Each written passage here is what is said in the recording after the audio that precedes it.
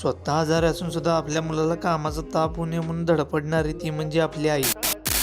कसं आहे माहितीये का, गंगेला जाऊन पाप धुण्यापेक्षा आई वडिलांची सेवा करा, कारण इथं गुन्हे सगळं ऑटोमॅटिक माप होत्या. तो एक्स्ट्रा मस्करी करत आईसाहेबांचं पहिला आवरून घेतलो. आयुष्याची इसकटलेली घडी तर काही लगेच घडी घालू शकत नाही आपण, म्हणून उठल्या उठल्या हातुरणाच्या घड्या पहिला घालून घेतल्या. बघा ह्यो बघा आमचं जादू कसा आवरून बसलाय. आईसाहेबांचा आवरून बसलो तो बोर्ड कुठं बाहेर पळून चाललेला, त्याला वडत आणून बसलो. बस बाबा म्हटले येते का जागेला. मम्मीचे जरा उस पोटात दुखाल तर म्हटलं आज जरा वरण भातच नाश्त्याला करायचा. सगळ्यात आधी जाऊन कढीपत्ता आणलो. आपलं कुठलं काम मम्मी सेवा होत नाही, त्यामुळे संकट बसायला मम्मीला घेऊन आलो बघा. आणि आईसाहेब सांगतील तसं वरण करायला चालू केलो. कसं आहे माहितीये का, मम्मीशिवाय आपल्याला कुठलं काम होतच नाही. इकडे डाळ शिजायला घातली आणि भात शिजवायला कुकर घेऊन आलो बघा. लागलंच दुसऱ्या गॅसवर भात बी लावला कुकरला. स्वतःच्या पायावर उभा राहत सुद्धा मी भांडी घासूस तर मम्मीने डाळ शिजवून भात लावलेली कुकरला. कारण काय सांगायचं झालं तर मला ताप होऊ नये म्हणून. माझी भांडी घासून झाल्यावर मी आलोच सोडा 2 मिनिटात. आई साहेबांसोबत जरा चर्चा करत उभारला तोरी कुकर लागला शिट्ट्या मारायला. तू मार बाबा म्हटलं, मला इकडे अजून वरण फोडणी टाकायचं आहे.